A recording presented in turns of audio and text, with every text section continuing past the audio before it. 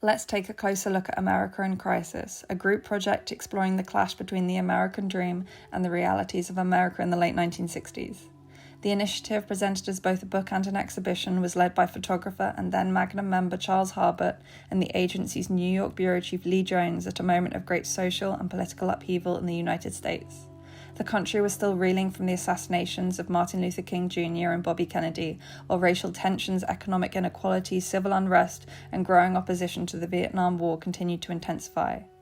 Published in 1969, America in Crisis cast a critical eye on the country, challenging the myth of American exceptionalism through the work of 18 Magnum photographers, including Bruce Davidson, Danny Lyon, Mary Ellen Mark, Philip Jones Griffiths, Elliot Erwitt, and Don McCullen.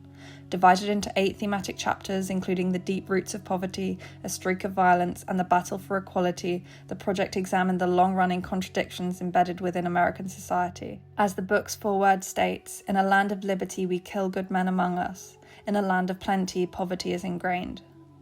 Although documentary photography was still associated with objectivity, Harbert understood that the meaning of photographs changed depending on context. Captions were kept deliberately minimal, and the photographers themselves were often only credited at the back of the book. Some spreads feel abrupt or even jarring, forcing connections between images of political rallies, funerals, poverty, violence, and everyday life. As the foreword explains, because so much of what is happening is subjective, much of the crisis is interpreted in pictures. This questioning of photographic truth extended into the exhibition itself. When America in Crisis opened at the Riverside Museum in Manhattan in 1969, Harbert devised an experimental installation called the Picture Bandit, a machine that randomly generated new image sequences each time a viewer pulled a lever. The ever-changing juxtapositions altered the meaning of the photographs, critiquing both editorial control and the overwhelming flood of photographic imagery in the media at the time.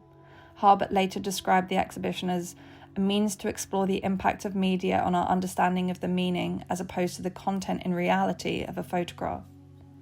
The work is a call to action, and yet almost 60 years later, many of the issues explored in America in Crisis still feel painfully current. Photography bears witness to the past in the hope that it might help us better understand the present and perhaps prevent history from repeating itself. Looking back at the project today, it's difficult not to ask how much has really changed.